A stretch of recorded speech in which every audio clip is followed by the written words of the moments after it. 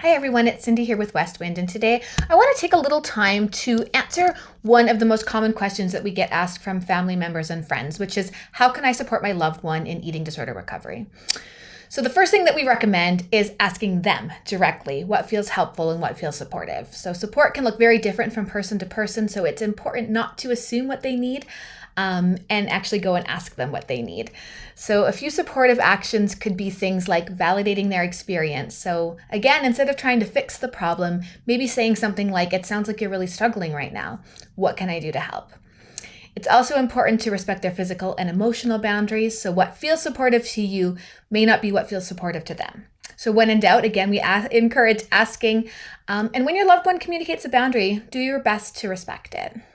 Another strategy that we can find helpful for people is to separate the person, your loved one, from the eating disorder. So it's helpful to remind yourself and them that they are so much more than the eating disorder. Highlight their strengths, their values, and the progress that they're making, even when recovery is feeling difficult. There are a few things that we often say are generally less helpful as well. So things like trying to avoid monitoring meals, maybe making comments about food choices, or any remarks about body shape, size, or appearance, even when these comments are meant positively. The eating disorder often has a way of interpreting things, like even saying something like healthy, right? It can mean something different the way the eating disorder makes it mean.